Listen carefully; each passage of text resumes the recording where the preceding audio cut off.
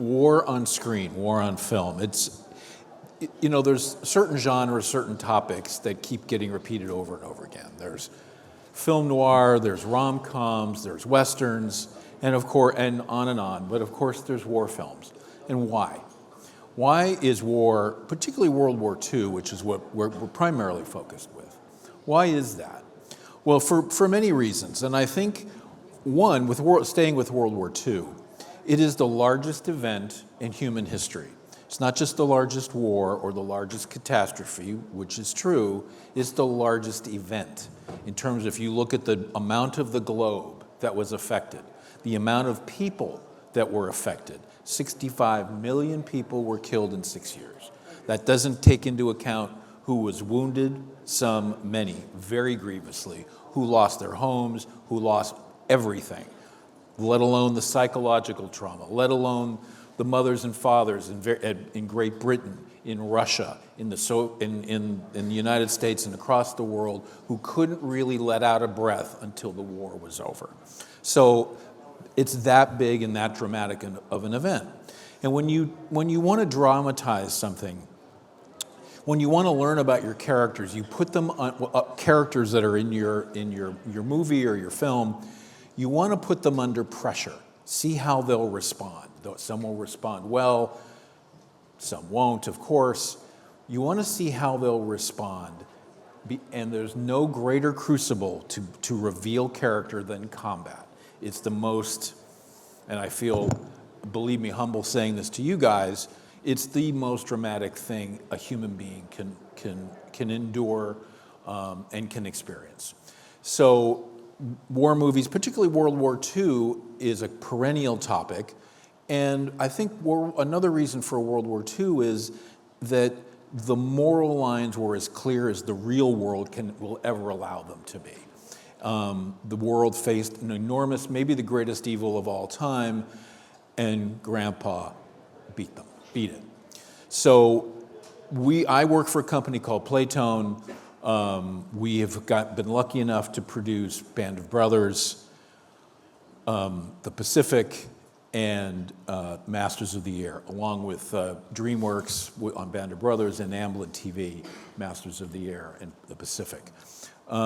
So we're going to get into it. We're going to talk to these guys. I'm going to ask them some questions. We're going to leave a lot of time for Q&A, so please, I'm sure you have a lot of questions for Frank and for Sawyer and for Jimmy, and for me as well. So without any further ado, would you guys please introduce yourselves? Hello, my name is James Matteo, and I had the honor of portraying Frank Perconti in the miniseries Band of Brothers. I'm Sawyer Spielberg. I had the honor of portraying Lieutenant Roy Frank Clater in the TV series Masters of the Air. And I'm Frank Weiser, Naval Academy class of 2000, and I spent my career flying F-18s and was with the Blue Angels for about 10 of those 20 years, and then was privileged to be in Top Gun Maverick flying with the actors in the movie. Woo. That's cool. Wow. Yeah.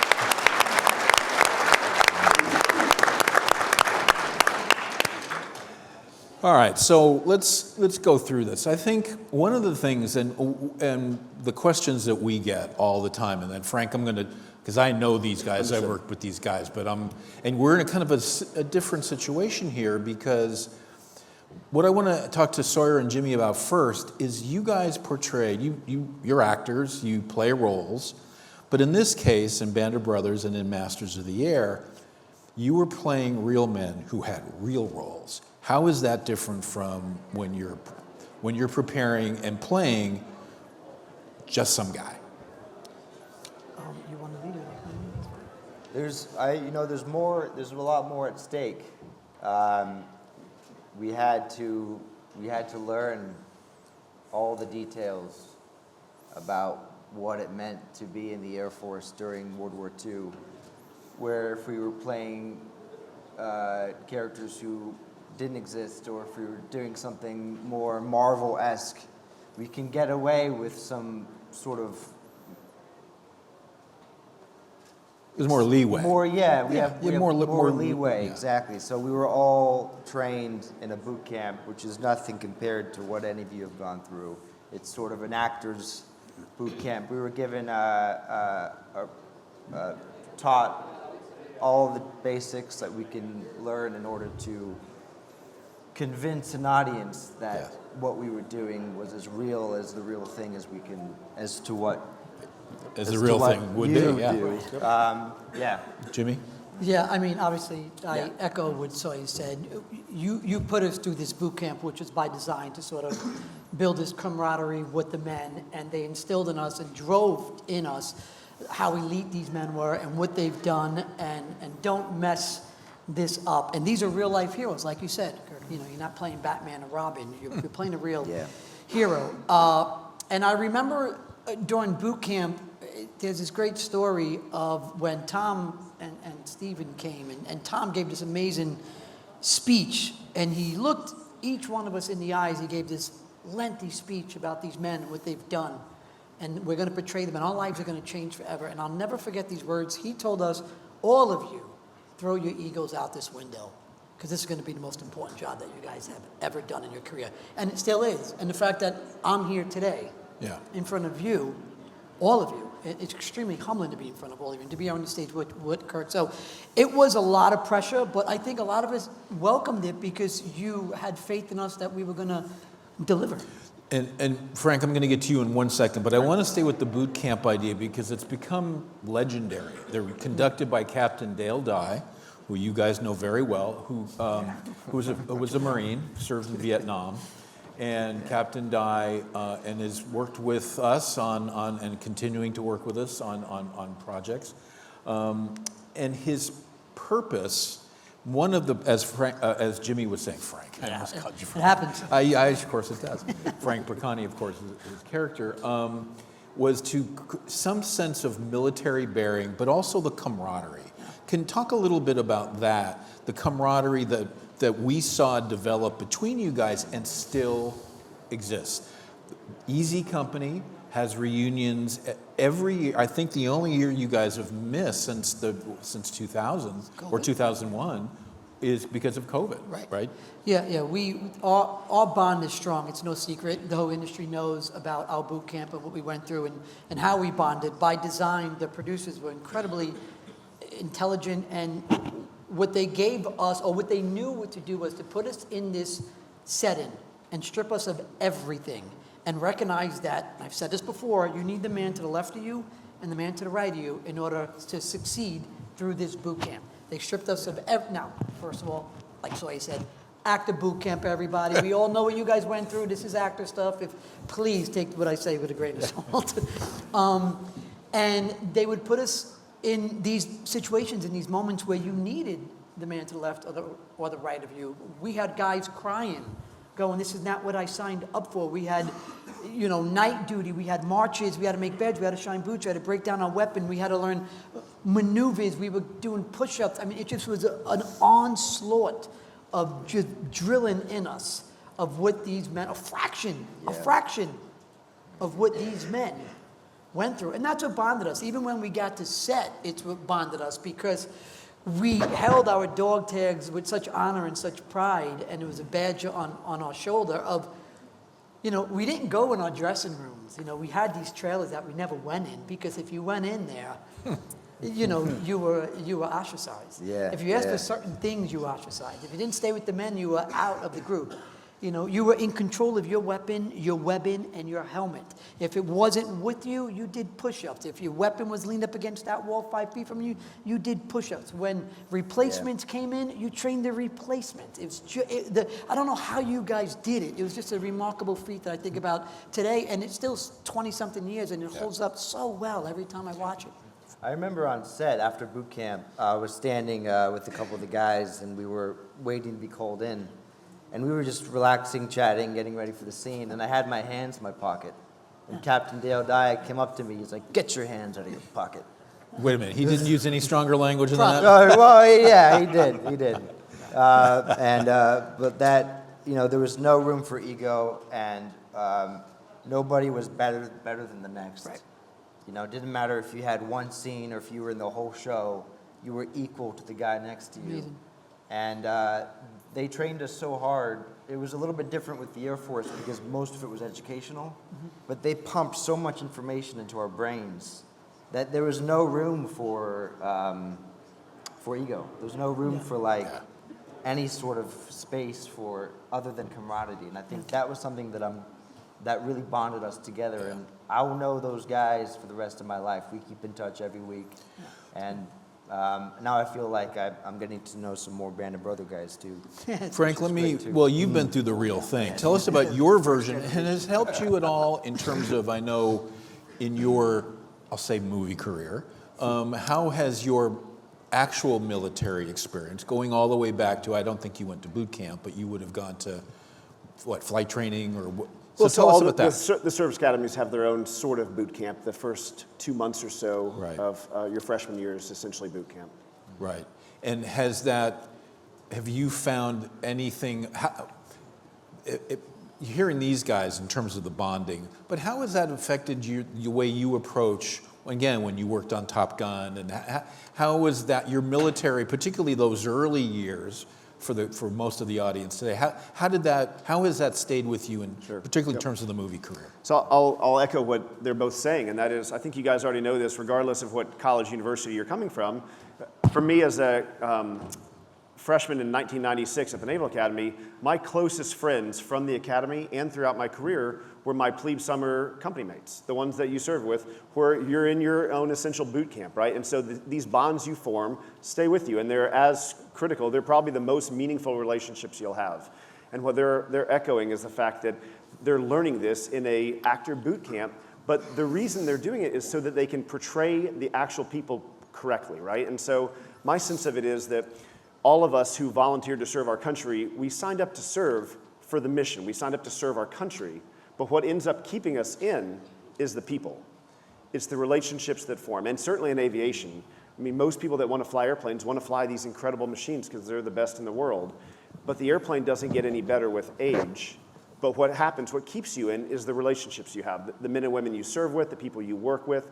And no one jumps on a grenade for their country. They jump on a grenade to save the men and women around them, right? And so everything that inspires you will eventually be the people you work with. And what I think is really cool about what you guys are saying is that for them to do their job properly, to represent all of you correctly, they have to understand what you're going through and understand these relationships to let it come out of them in such a way that the audience can then appreciate and get this sense of it. So I think it's really cool that they're doing that. Of course, the Top Gun Maverick equivalent is the actors all went through aviation training, right? And so Tom Cruise, not Tom Hanks, was insistent as a pilot himself that the actors be comfortable in an airplane. When they filmed the very first Top Gun back in the 80s, only Tom Cruise flew, and he flew 2 or 3 times in an F-14, and that was it. Everything else was green screens.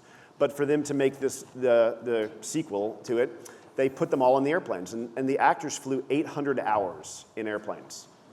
800 hours, and keep in mind that when you're flying in an F-18, you're burning 2,000 or 3,000 gallons of gas in a single hour. So Paramount eventually, repaid the Navy for the operating costs, but to make the actors do their job, these guys are professionals at what they do, and so they can go through the right lines and they can express the right emotion and they can hit all the high points, but what you can't do is you can't act like you're under 5 Gs. You can't act like your body's supersonic.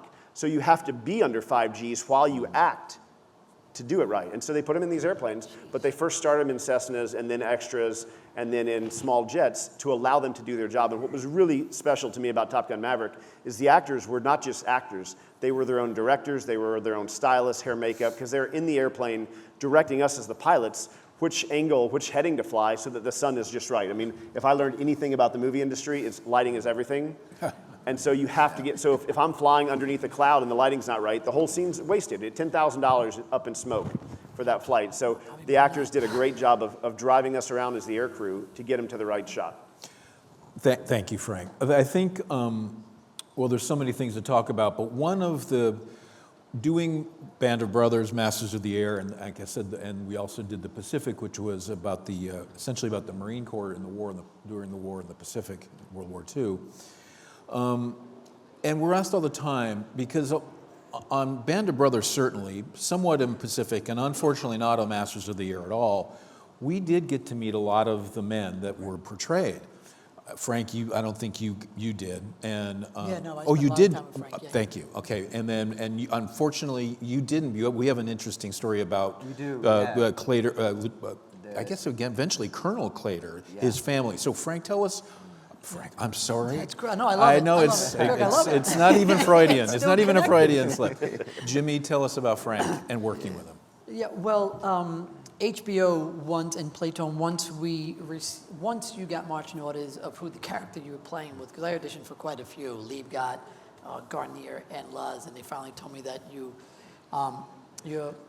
got the offer of the role of Frank Bricantes when you start to do your due diligence. They had sent me a nice little binder of Frank and everything about Frank, where he came from, his family, any kids, when he served, after, post-war, and there was an opportunity to contact him at the bottom. I did not want to call him, so I sent him a letter with my number on the bottom because we were instructed that you will be opening up old wounds and approach with caution because we don't really know how these guys are going to respond to an actor wanting to know certain things. And so I sent him a letter, and then he called me.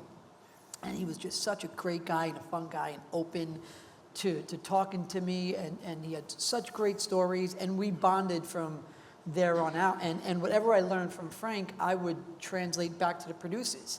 And I don't know if you know this, but in one of the first episodes, Frank Bricanti was smoking a cigarette with Joe Toy during, Joe Toy goes, got my gammon bomb, these skivvies and these brass knuckles, Kirk. Yeah.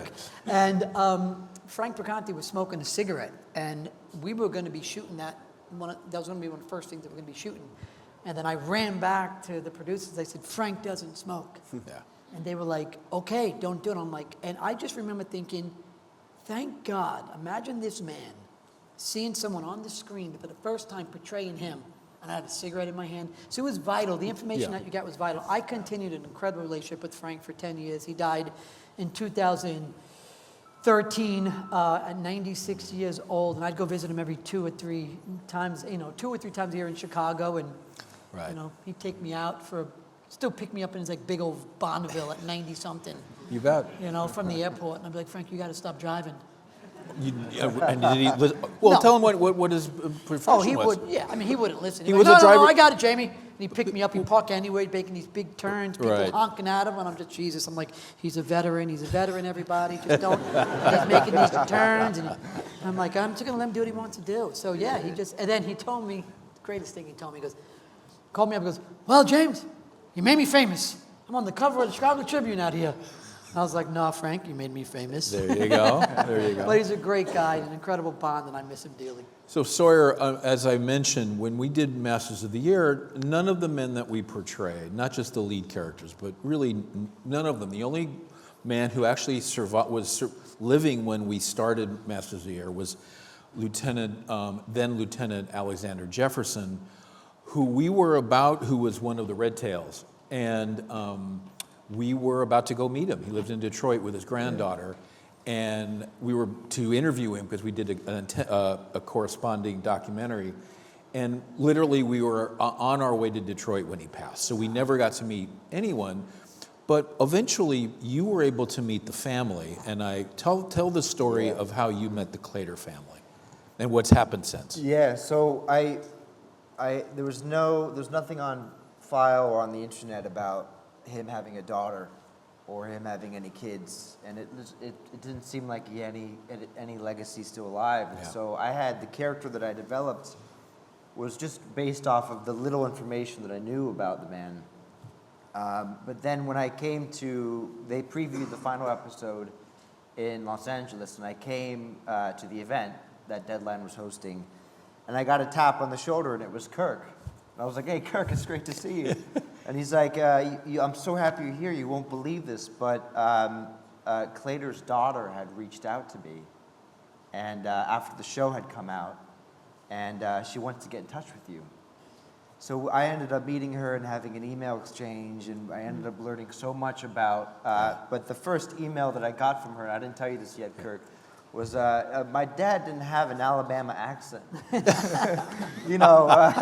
was like, I wish I knew that. Well, but it was, it must have meant so much to her. Yeah. To be able to have her father Yes. be portrayed because Band of Brothers and the Pacific and these films, they're going to be around forever. And my son's 2, but he'll be watching Band of Brothers and the Pacific and Masters of the Air with me when he's 16, 18. You know, he'll be watching. These are Yes.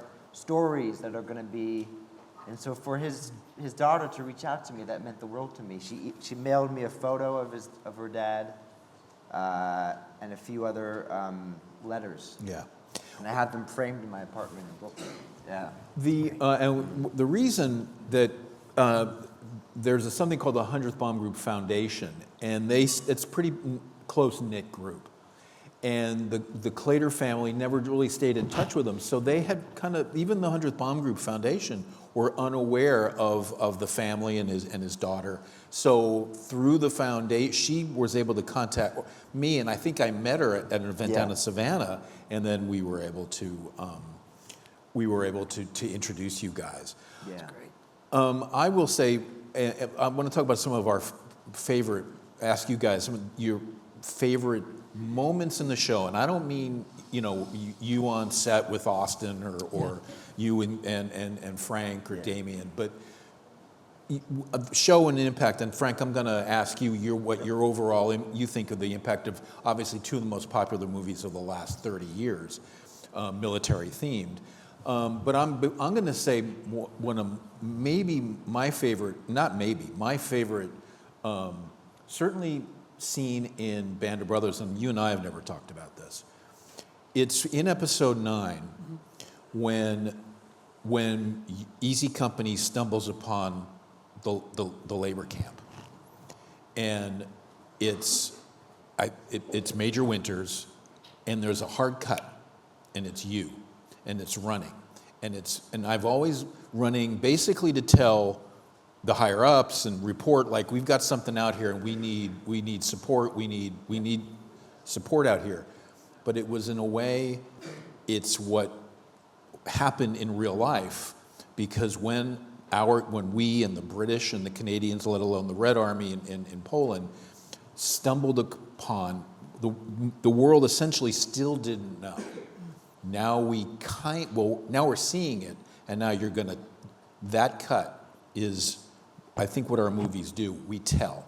We're going to go and tell the rest of the world. So that's why, and it's based on, we actually, we met Major Winters when we first started doing, Major Richard Winters, and I'm sure most of you hopefully have seen Band of Brothers, and initially Lieutenant Winters was the commander. Initially, he wasn't the commander, and that was the whole point of episode 1. But he becomes the commander of Easy Company, and we got to know him very well. He was the key, and he had kept his journals and maps, and so he really helped us when we first started developing Band of Brothers. And he came to our offices in Santa Monica once, and we spent the day with him.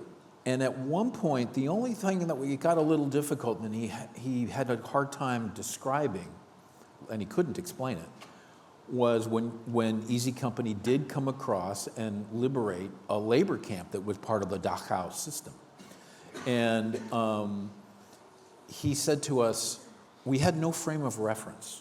We didn't know what we were looking at, because it was people behind, I think it was men behind, in fact it was men behind barbed wire, and they were emaciated, and they were in these odd kind of uniforms, and they just didn't know what they were looking at. And these were men who had been in combat for 9 months straight. They had seen, and in some cases done, some very difficult things.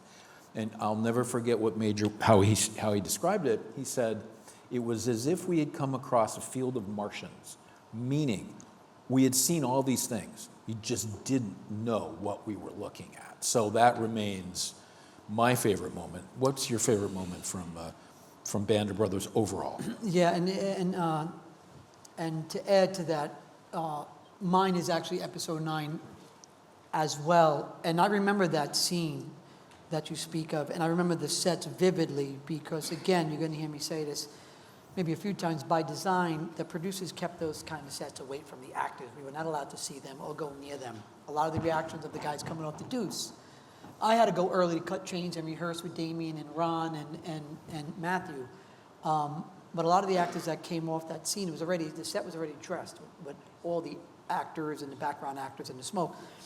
And I just remember a lot of the joking had stopped because we had a lot of fun as actors being on the show. By the time we got to episode 9, there was a lot of rubbing, and then David Frank, who directed that, he had family that was in concentration camps, I believe, on both sides. A lot of the joking stopped. But I would say my favorite scene that still gives me the chills is when Liebgott, who played remarkably by Ross McCall, has to put them back in the concentration camps. Yeah.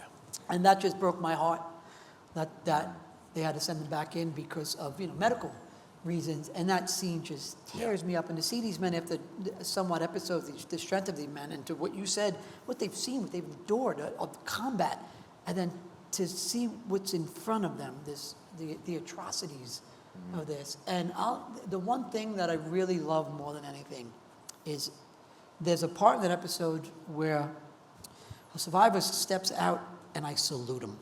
And I remember it was just the quickest, smallest scene, but I was so afraid of that scene, of anything that I've done in our entire episode, because I just felt like I can't get this salute wrong. Yeah. And in boot camp, they drilled the show. You just didn't want to mess up the salute. And I just was like, don't mess up the salute, because this is just an important part of this show. But yeah, episode 9. And the reason that the Easy Company had to escort the prisoners, if I can term them as such, back in is because, again, they needed immediate medical care. So they needed to be in one spot. So when doctors and nurses could get out there, they'd all be there. But also, of course, the first instinct, and we show this in the show, was to feed them. Well, that's exactly the wrong thing to do. We can, we go in and bring them whatever food they could get from the village, but that's exactly the wrong thing to do. So can imagine someone who's starving, and what you want to do more than anything is to give them food. And then you have to take it from them. So that's what these guys had to play, and that's what Frank's describing. Sawyer, how about you with Masters of the Air? The flight suits that these guys wore in 1942, 1943 were 80 pounds of gear. You had, it was so cold up there that you had to have all these jackets, parachute, life preserver, everything just tied to you, your gun, everything. And so during boot camp, we had to wear these uniforms all day, every day, for like a 10 days straight. And we had to eat in them, we had to live in them, we had to do everything in them. And I could never quite get the collar of my jacket to pop over my inflation vest. And so we had this one scene, it was the first scene that I shot with Austin, where we were just meant to have a camaraderie moment. Yeah. Where he was about to say, stay close to me, and I'll say, yeah, okay, sure. But we ended up creating a whole entire scene with this flight jacket that was not in the script initially, where I couldn't pop it out. And that engaged me to turn to Austin and ask him to help me undo it, which then led the scene into a whole nother bit about me smelling his aftershave, and then us having a bit of a moment there before things got real for the first time. And that was, that showed me that you can take nothing and create something. Yes. And that to me was, I wouldn't have found that moment if it wasn't for the 2-week boot camp that we went through. And Yeah. I remember I'll never that forget that. they're in the equipment room, they're getting ready for the first mission. Right. And by this point, we had established that the Austin Butler character, Major Clevin, he is the leader. He's not only a superior officer, but he's the spiritual leader as well. And so to have that moment, because you guys we saw you guys fly in together into Greenland, and to see the affection. Don Miller in his book said something interesting. Or made an interesting observation. Don Miller wrote Masters of the Air, that we based a large part of the series on. And he wrote, "War is impossible without love." And that seems like an oxymoronic statement. But what he meant, of course, is war is impossible without love of the warriors for each other. And I think what Sora's describing is just a momentary but very revealing moment of that, an example of that kind of thing where two men looking each other in the eye and knowing this is it, this is what we've been training for, and one man looking out for the other. Frank, in terms of, again, you've been part of a couple of very, very popular films, again, military themed. What do you take away from the Top Gun series, and not in terms of having fun on set or anything like that, but like these guys are saying, that will stay with you and that have really translated to the audience? Yeah, okay. I'll also speak to what I thought was the best scene too, if that's okay, because I really I enjoyed that background you just had. That was incredible. Yeah. I'm, of course, massive fans of both of the series. We've taken our whole family. I was stationed in Germany for 3 years with NATO, and we literally went on a Band of Brothers tour and went to Bastogne and Zell am See and Eagle's Nest. So I mean, what you both have done for all of us to represent these stories, I just think is incredible, and I think it just reflects so well on the men and women who were part of it. From Top Gun Maverick, one of the scenes that I appreciated the most as a Navy pilot was between Tom Cruise and Val Kilmer, and it's when they were having a moment talking about the way forward, and I think the sense I had was that Maverick knew that Iceman was going to die, and so they had this embrace and this hug, and it was heartfelt and meaningful, and to me it was real. I've sensed that in the military with, as I was saying before, the bonds that you have with the men and women is real. It's genuine. It's not a bunch of tough guys and gals. You can have these moments of extreme emotion, and how they ended it was by kind of ribbing each other and joking. Like they could be serious and emotional, but not for very long. They could just do it for a second and then start cutting up about who was the better pilot or whatnot. So I thought that was a very appropriate scene in my mind. Great. One of the things that the Navy struggled with, and the military does in general when we make these movies, is we don't want it to be too corny. We don't want it to be fake. You know, the first movie, I've never played volleyball in my life, but it was a big aspect of the original Top Gun. And it was one of the scenes that people enjoyed, but we don't do it. You know, there's another aspect. Every military show I see is people say things like, "That's an order." And in 25 years in the Navy, I'd never, ever heard anyone say that's an order. Not once. But if we did it the way that, if they made the movie the way we normally live our day-to-day lives, no one would watch it. It's not a blockbuster hit. It's not a major motion picture. You know, they have to add this bit of extra to it, right? And then the other aspect that I want to at least mention to the mids and the cadets that are here is what I refer to as the gift of perspective. My wife and I call it our gift of perspective from having served our country, and we did it together as a couple, as a family. But this aspect of, you know, you're in schools right now, you're doing something that's totally different. And it's different than all your high school friends. You're choosing a different path, and so you have a different perspective. And so as I look at Top Gun Maverick, in fact, I fly Gulfstreams part-time, and so I'm routinely flying on Delta or whatever to get from point A to point B and meet my airplane. And it's almost every flight that someone around me is watching Top Gun Maverick, because it's free on Delta, right? And so, and I'm a kid about flying. I can't help but look, you know, so if I see one of my scenes, I start watching. And but what's unique for me is the fact that when you see it on the big screen, it's not how I saw it in the movie. I was in the airplane, of course. I was flying that scene, but the scenes are showing the actors. It's looking backwards. And my perspective is, of course, looking forwards.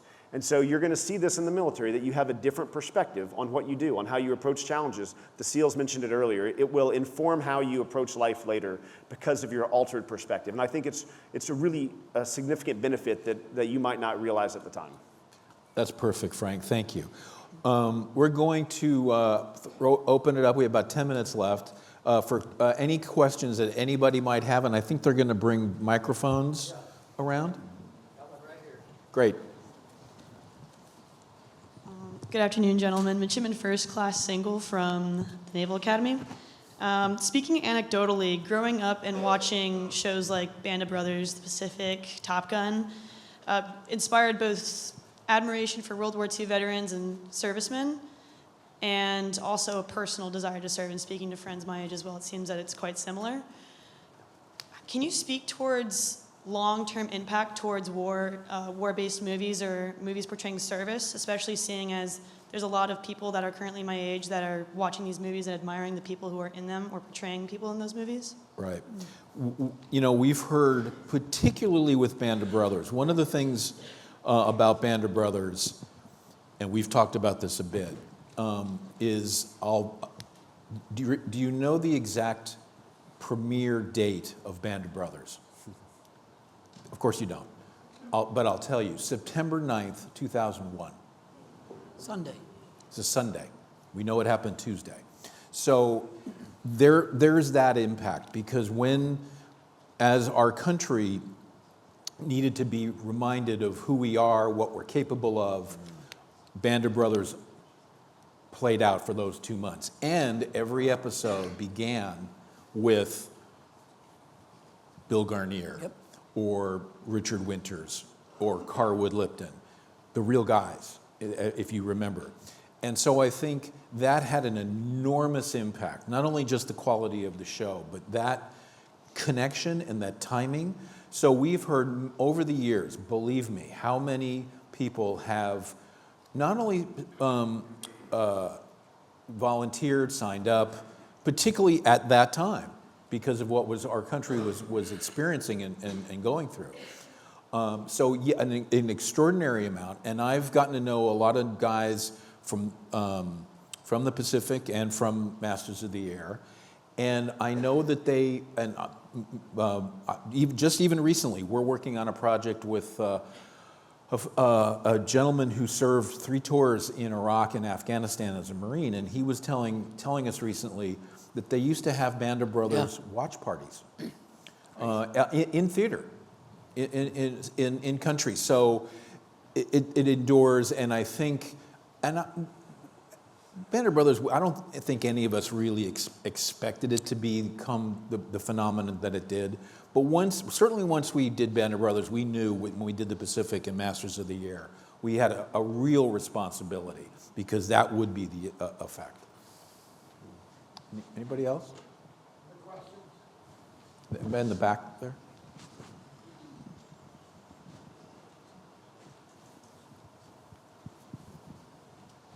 Hey there, gentlemen. Richard Fourclass Clark from the United States Naval Academy. I got a question. So, as an up-and-coming leader in the military and watching all this content, what lessons do you want us to draw from this content? Frank, let's go with you first, because you're the real deal. So. Okay, right on. It's a great question. Wow, yeah, that is a great question. Yeah. What lessons should you draw from the way the movies are made? Once again, I'd go back to my first comment, which is I really do think that, let me start with this. My expectation of what Hollywood was absolutely wrong. I expected prima donnas, I expected spoiled brats, I expected superstars, and what I found was the most decent, genuinely good, hardworking people I had met. And very much like a military organization, the way Paramount operated for the filming of Top Gun Maverick, the way the actors acted, the way Tom Cruise might be the single hardest working person I've ever been around, and didn't miss a minute. And not for 1 second did he take a break, and he was constantly working. There was a cool aspect that we filmed. I flew in a Blue Angel airplane, this low altitude scene that then became the Dark Star takeoff, and we flew over the Admiral and sort of dusted him. And the day we were filming that, I had walked onto the set, and they were filming a different scene where this helicopter lands and Tom hops out. But I'm standing with the director, a guy named Joe Kaczynski, and he said, watch what's happening here, because Tom had his back to the cameras, and he's moving the actors around. And he's positioning him, and he's telling them what to do. And he goes, no one else in this industry can do what he's doing right now. He doesn't even see the camera, but he knows exactly where they're supposed to be. It's a unique skill he has that no one else really has. But he has the skill because he's worked so hard to be an expert. And so you hear this in the military. I assume it's outside the Navy. SMEs, or subject matter experts, recognize experts. When you go to whatever organization you're going to, your first squadron, your first ship, you name it, you have to establish yourself as the recognized expert. And so Tom had done that, right? And so what I found in Hollywood wasn't a bunch of entitled folks. It was just really incredibly hardworking individuals. And I do think, as you said, they truly felt the same passion that you have to serve your country. They have that same passion to proudly represent what the men and women did in World War II and brought to the table there. So I think what you're supposed to take away from it is the fact that it's real, it's genuine, and it's meaningful. And I think what I got from the SEAL panel earlier was this sense of passion and purpose, and you guys have that right now. and it exists as long as you're in the military, and as you transition out, it gets harder to find it. So they spoke to that a lot, and I think the benefit for you so early on this journey is that really appreciate the fact that what you're going through is so unbelievably special. And don't miss it for what it is. That for me, when I got out and surrounded myself with normal people in normal everyday life, I sorely miss the men and women I'd served with, because to a person they were exceptional. Sawyer? I mean, couldn't have said it better myself. I feel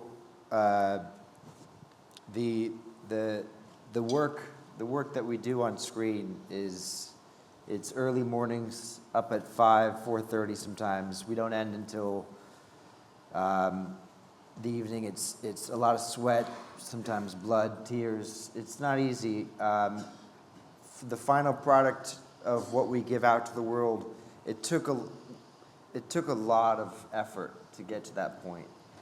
And that's what I live for, and that moment, Yeah. that work. And so the greatest thing I can say to that question is just you're doing it right now, and to enjoy this moment, and to enjoy the work, and to learn as much as you can, because you never want to feel like you're not a student anymore. You didn't do it. You know, I feel like that's what I took from that job. Jimmy? Yeah, I think, again, it's for us and for me, and I think I speak for most artists, is when you have a chance to impact, to change, to educate in cinematic history, in a show like Band of Brothers, Master of the Air, Top Gun, and you've changed someone's mind for the better, for the good, I think you've done your job. And for us as artists, I enjoy evolving, changing, challenging myself, and that's where you guys are today. So just keep challenging yourself and evolving, and I don't know. Yeah. I would say, and again, being lucky enough to have worked on all three of the series and some other World War II related and military related projects, every project, every minute of every day was uppermost in the minds not only of the actors and the producers, but and Masters of the Air is the one that's most on my mind because it's the one we just did a couple of years ago. And up and down the call sheet, the devotion to getting it right, out of respect, certainly out of a respect for the men that we were portraying, but out of respect for anyone who's worn the uniform, and quite truly, out of respect for you, because now you do too, and you are going to. So it's out of respect, and it's a salute. Speaking of salutes, it's our salute to you. Yeah, thank you. Yeah.